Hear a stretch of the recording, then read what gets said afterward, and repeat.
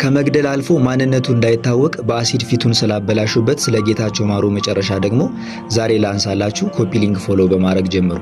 ኢህአፓ ከደርግ ጋር በገባበት የሐሳብ ልዩነት ምክንያት የከተማ ትጥቅ ትግል ለማድረግ ሲወስን አባላቱ ለሁለት ተከፍለው ነበር። ከፊሎቹ አባላት ከደርግ ጋር ተስማምቶ መስራት በጭራሽ የማይታሰብ እንደሆነ ሲያምኑ፣ እንደ ብርሃነ መስቀል ረዳና ጌታቸው ማሩ ያሉት ደግሞ ሁለታችንም ሶሻሊስት ርዕዮተ ዓለም ውስጥ ካለንና ከተስማማን አብረን መስራት እንችላለን በማለታቸው የሐሳብ ልዩነት ተፈጥሮ ነበር። እነ ጌታቸው ማሩ ይሄን ሐሳብ የተቃወሙበት ወጣት አባላቶቻችንን ያስጨርስብናል፣ እንደዚሁም ደግሞ ከኢህአፓ የረጅም ጊዜ ፖሊሲ ጋራ ይጣረሳል በማለት ነበር ያልወደዱት።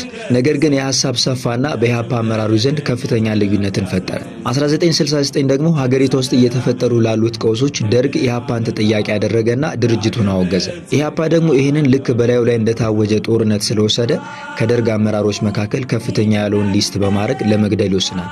በዚህ መንገድም ከዚህ በፊት እንዳልኳችሁ ኮሎኔል መንግስቱ ኃይለማርያም ላይ የግድያ ሙከራ አደረገና ግን ሳይሳካላቸው ቀረ። 1969 ዓ.ም በዛው ዓመት ደግሞ ስብሰባ አደረገና ኢህአፓ ጌታቸው ማሩን የድርጅቱን መሪ በመጣስ በሚል ከፖሊት ቢሮ አገደው። በተለይም በፓርቲ ውስጥ የራሱን አንጃ መፍጠር የሚለው ትልቁ የተከሰሰበት ክስ ነበር። በኋላ ላይ ግን ይሄ ፓርቲ የራሱን አባላት ማሰርና መግደል ሲጀምር ጌታቸው ማሩን ካዛንቺስ በሚገኘው የፓርቲው ጽህፈት ቤት ውስጥ አሰሩት። ደርግ በደረሰበት ምርመራ 13 ቤቶችን መርጦ ካወጣ በኋላ የኢህአፓ ሰዎች ይኖሩበታል፣ እቅዶችን ያወጡበታል ያለው ላይ ፍተሻ ለማድረግ ይወስናል።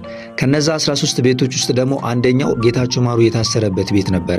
በዚህ መንገድ ጌታቸው ማሩም አጋጣሚውን ለመጠቀም ይጠብቁ የነበረውን ሰው መጥቶ ለመውጣት ሲሞክር የፓርቲው ትጥቅ ቡድን በመግባት ጌታቸው ማሩን ገደሉትና ማንነቱ እንዳይታወቅ ግን አሲድ ፊቱ ላይ አርከፍክፈው እንደ ከሰል በጆንያ ውስጥ አስረው ከዛ ቦታ ይሰወራሉ። 26 ዓመቱ የነበረው ብዙ ተራማጅ ሐሳቦችን ያንጸባርቅ የነበረው ጌታቸው ማሩ ከኢህአፓ ሰዎች ጋር በገባው ልዩነት ምክንያት በዚህ አሳዛኝ መንገድ ህይወቱን አጣ ማለት ነው። ዛሬ ስለዚህ ወጣት ታሪክ በሁለት ክፍል አነሳውላችሁ። ቪዲዮ ታሪኩ ከተመቻችሁ ሁሌ እንደምለው ኮፒ ሊንክ፣ ሼር፣ ሪፖስት ማድረጋችሁን እንዳትረሱ። ይመቻችሁ።